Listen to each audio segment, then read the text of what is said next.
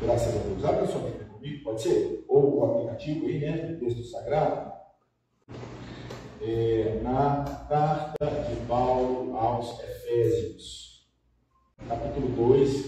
Eu quero ler o mesmo texto que li há 15 dias atrás, mas esse texto foi só um adereço naquele dia. Hoje eu quero falar especificamente sobre esse texto. Carta de Paulo aos Efésios, capítulo 2, texto sugerido pelo nosso querido diácono Divino, como divisa de uma possível temática, mas hoje ele vai ser aqui reflexão para a gente. Versos 8 a 10. Efésios 2, de 8 a 10. Carta de Paulo aos Efésios 2, de 8 a 10. Na escola dominical de criança, né? A gente tinha uma musiquinha, a gente cantava mais ou menos assim: Mateus, Marcos, Lucas, João, Atos, Romanos, Coríntios, Gálatas, Efésios, está aí. Filipenses, e aí vai. Né? Mais ou menos assim, a gente saber a ordem desse. O João, viu, João? A ordem. Maravilhoso. Passa a musiquinha para ele, viu, Rafa? Bem demais. Muito bem. Então, Efésios 2, 8, 9 e 10. Diz assim o texto sagrado: porque pela graça sois salvos, mediante a fé. E isto não vem de vós, é dom de Deus, não de obras, para que ninguém se glorie, pois somos feitura dele, criados em Cristo Jesus para as boas obras, as quais Deus de antemão preparou para que andássemos nela. Eu leio o verso 10 de novo. Pois somos feitura dele, criados em Cristo Jesus para as boas obras, as quais Deus de antemão preparou para que andássemos nelas. Vai, eis aqui um trecho da Escritura Sagrada, a palavra revelada do Senhor. Que ela se torne Cristo em nós, que ela se torne a palavra de Deus para nós. Que consigamos encontrar Cristo nesse pequeno trecho. E que isso mude a vida da gente. E seja assim em nome de Jesus Cristo. Amém. Amém. Eu sempre tenho trazido aqui resultados de um relacionamento de amizade muito importante para mim. Muito mais que amizade. De sustento. É muito mais que um amigo, muito mais que um irmão. É um cara incrível que tem pastoreado a minha vida. Na verdade, nós exercemos meio que um pastoreio mútuo, né? Ele cuida de mim, eu cuido dele, e assim a gente vai caminhando e nos ajudando mutuamente na vida, na existência, né?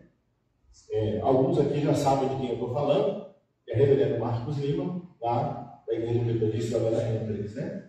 Então, ecoando o que eu ouço do reverendo Marcos, a base da nossa reflexão hoje é exatamente o que eu ouço dele, e acho que é muito legal partilhar com vocês algo que confrontou, abençoou e me ajudou na vida. Eu quero hoje partilhar com vocês, e é por isso que eu sinto aqui com muita alegria no coração, tá bom? Então, o verso 10 está dizendo que nós somos feitura de Deus, feitura dele. Nós somos criados em Cristo. E com um objetivo, a gente foi criado para as boas obras. Algumas coisas nós já trazemos aqui de observação, que é muito importante para nós, até porque há uma semana celebramos 505 anos da Reforma Protestante. E um dos pilares da Reforma Protestante é exatamente dizer que a salvação não vem por obra nenhuma, né? A salvação é dom de Deus. Pela graça sois salvos. Isso não vem de vós, é dom de Deus. E o apóstolo diz assim, para melhorar, né? Não vem de obra nenhuma, para que ninguém se ache melhor que o outro, para que ninguém se glorie diante do outro, para que ninguém desumanize o outro. Só para a gente pensar um pouco. Essa é a primeira observação do texto. Mas o verso 10, o verso que eu gostaria muito de firmar a nossa reflexão hoje, está dizendo que a gente é feitura dele. Feitura dele. Feitura dele. Bom, eu queria perguntar aqui quem gosta de poesia. Quem gosta de poesia? Levanta a mão, quem gosta de poesia? Eu também gosto de poesia. Também gosto. Quero mudar a pergunta, talvez um pouquinho mais específica, né? Quem com frequência lê poesia? Com frequência. Eu já não leio com frequência. Vou ler com frequência. Olha só. Né? Muito bom. Deixa eu dar mais uma apertadinha assim, né? Eu não sei se aqui a gente vai ver. Tem alguém que declama poesia aqui? Maravilhoso. Sabe declamar poesia. Maravilhoso. E quem declama poesia normalmente emociona as pessoas que estão ouvindo. Tá bom. Normalmente, depende da pessoa que declama da poesia, normalmente nos emocionamos. A poesia tem esse poder, né? Poder de emoção, poder de tocar a gente. A poesia toca a gente. Toca a gente. Que pena que nós não temos essa cultura de maneira generalizada. A nossa educação formal. Que pena. É muito triste nós não termos uma cultura onde nós nos aproximemos das poesias. Nós somos acostumados à prosa. A prosa é muito comum para nós. A poesia não. A poesia não. A poesia demanda uma certa instrumentabilidade. A poesia requer um certo refinamento para compreendê-la, sabe? Porque a gente precisa conhecer algumas especificidades da língua formal que nem sempre a gente se aproxima dessas características. Nós temos aí as literações, as sonâncias. As mais comuns para nós é a rima, né? Que faz parte da poesia. Isso a gente tem um pouco mais de costume. Talvez a metáfora também, a gente já está um pouco mais acostumado com a metáfora, né? Mas de forma geral, nós temos uma certa dificuldade com a poesia, e isso entristece muito o meu coração. Por quê? Porque a poesia gera paixão, a poesia gera emoção, a poesia faz com que eu olhe um texto que está dizendo uma coisa, mas o que ele quer dizer é outra coisa completamente diferente daquilo que está escrito ali. Olha que interessante. Um texto que está dizendo uma coisa, mas quando eu vou perceber o que ele está dizendo, é outra coisa muito diferente do que está escrito ali. E aí eu pergunto para você, você sabia que a Bíblia Sagrada, em grande parte, não foi escrita em prosa, mas sim em poesia?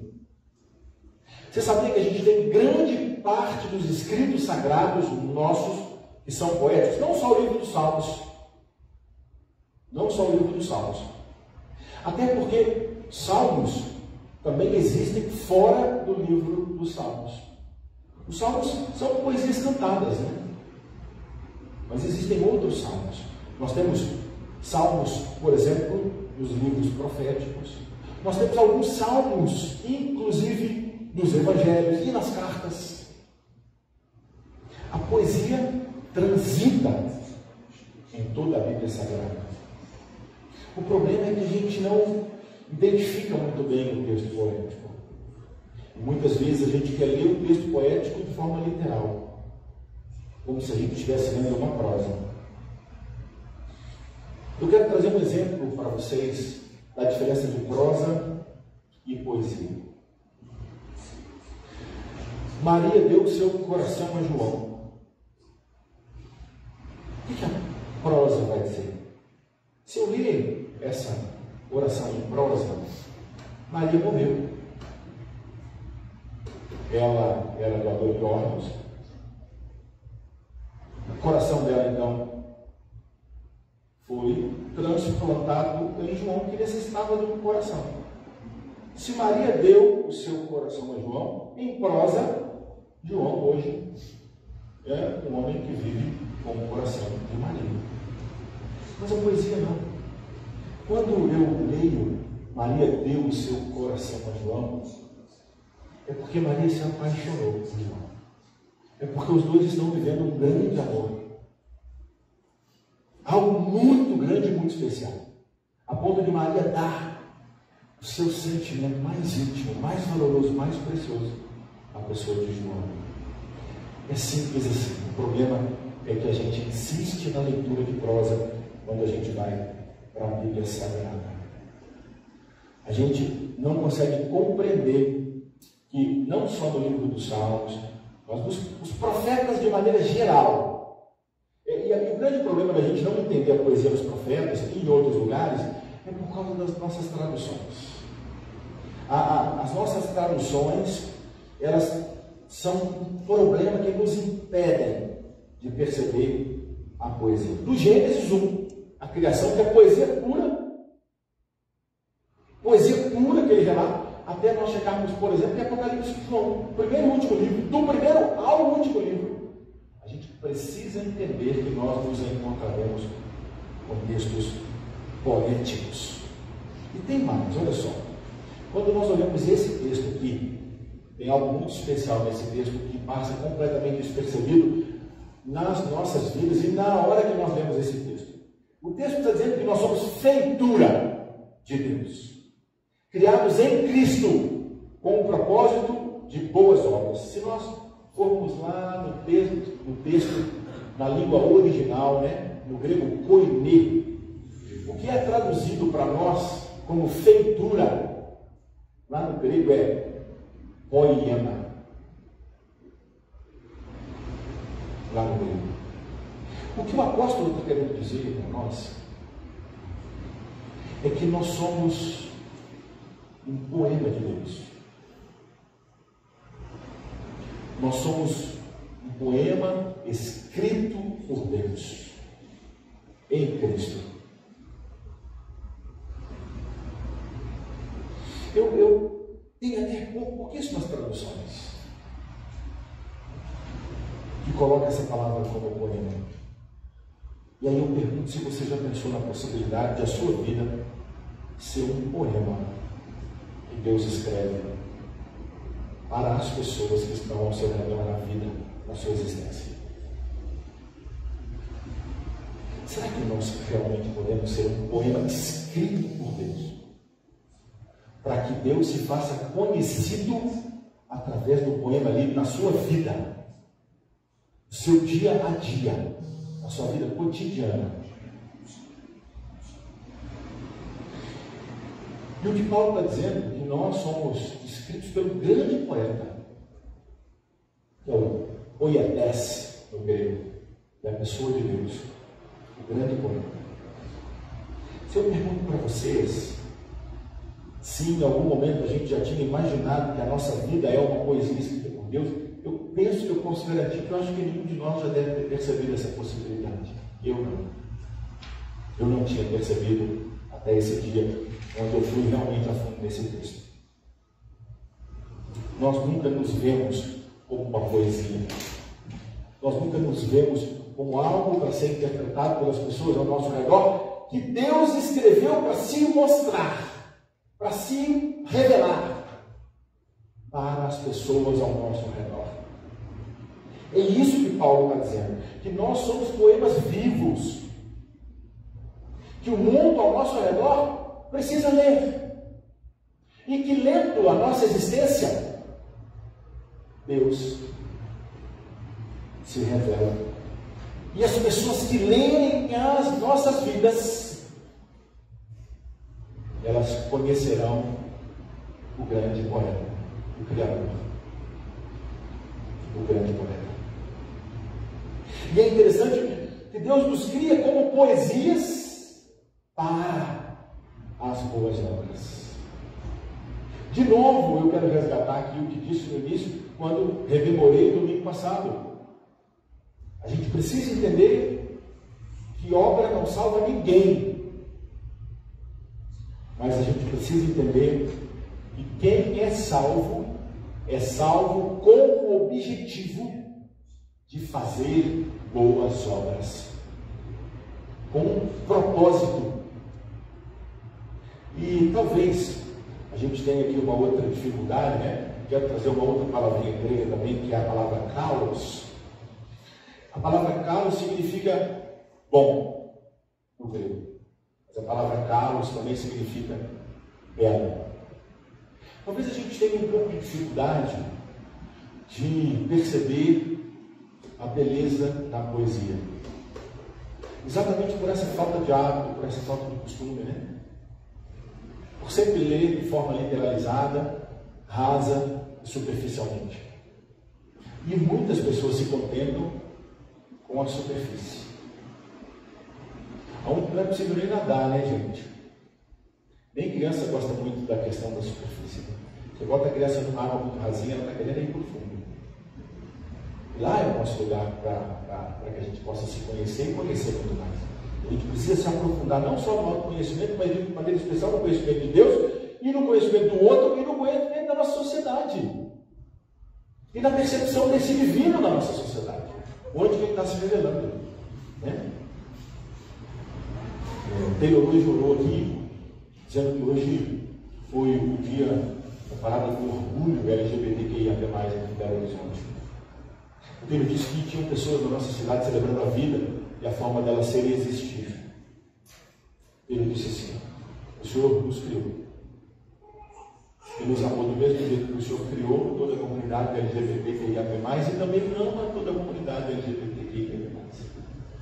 E a gente tem dificuldade de ler essas pessoas de compreendê-las. Portanto, que essas pessoas são resolvidas com seus corpos, com seus prazeres. É uma afronta para quem às vezes não tem uma vida tão resolvida assim.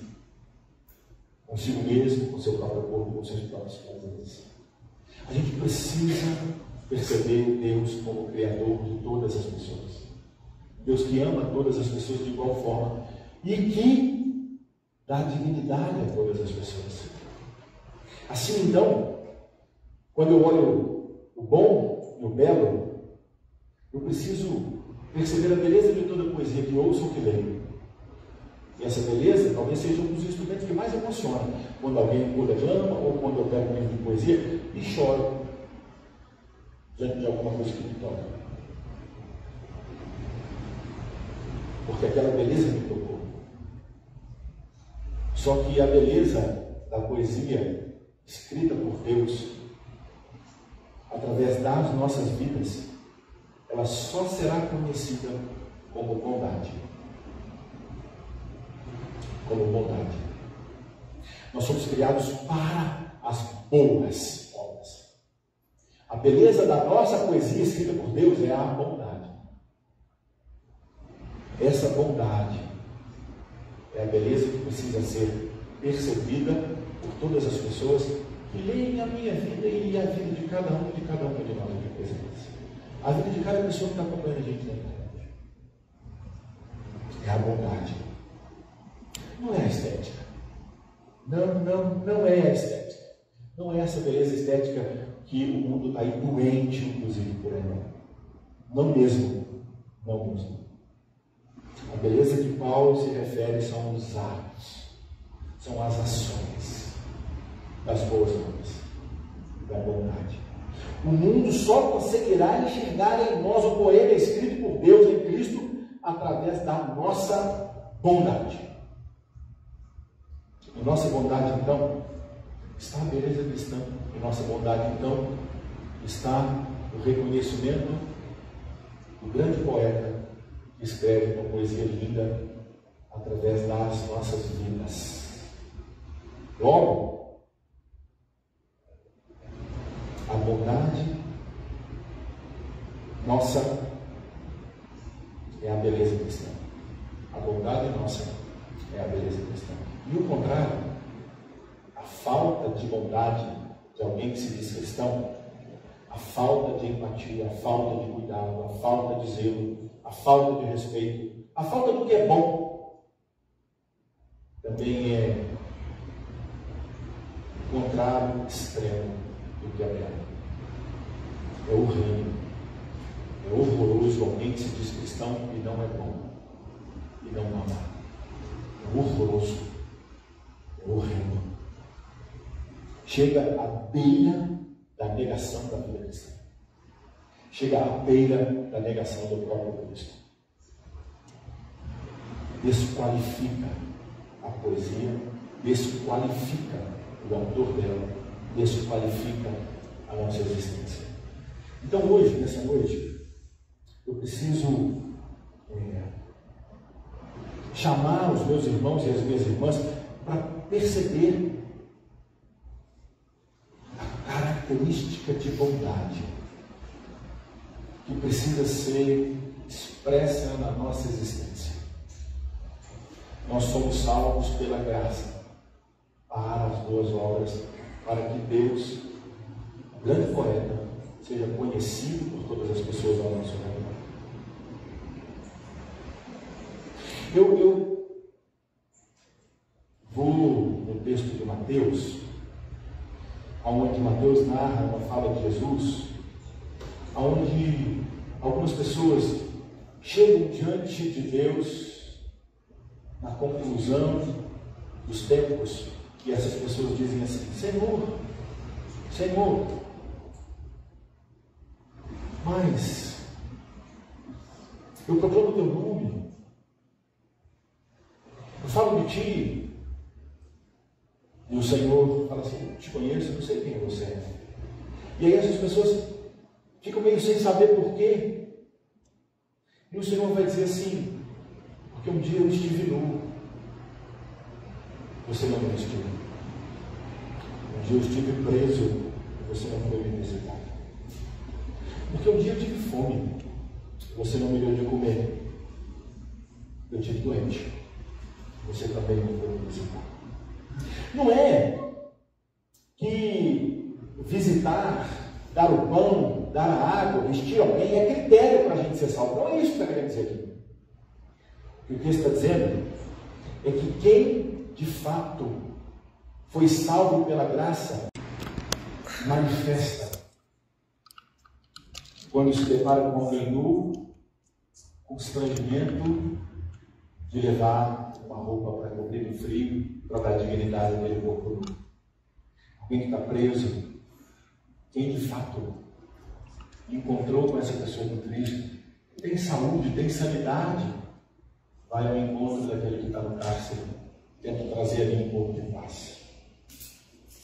As boas obras, a bondade, é um resultado natural daquele ou daquela que foi salvo pela graça. Não é para qualificar, é para descrever quem é salvo. Então aqui eu vou terminar dizendo o seguinte para vocês: na nossa vida cotidiana, a bondade é o único lugar que a nossa fé se comprova. Vou repetir para vocês. Na nossa vida cotidiana, a bondade é o único lugar onde se comprova a nossa fé.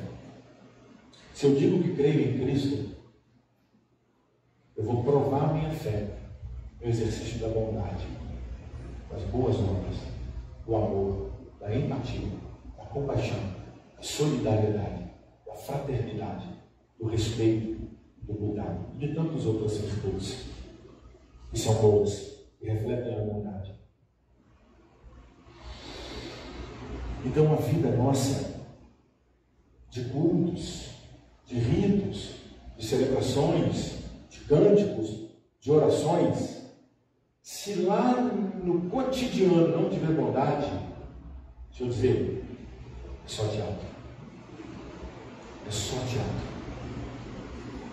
E tem um monte de gente representando, imitando outras pessoas. De imitação após imitação. Vê o comportamento de um e mimeticamente repete. Vê a fala do outro e mimeticamente repete. Sem saber o que significa. Sem viver, sem experimentar, sem conhecer a Cristo.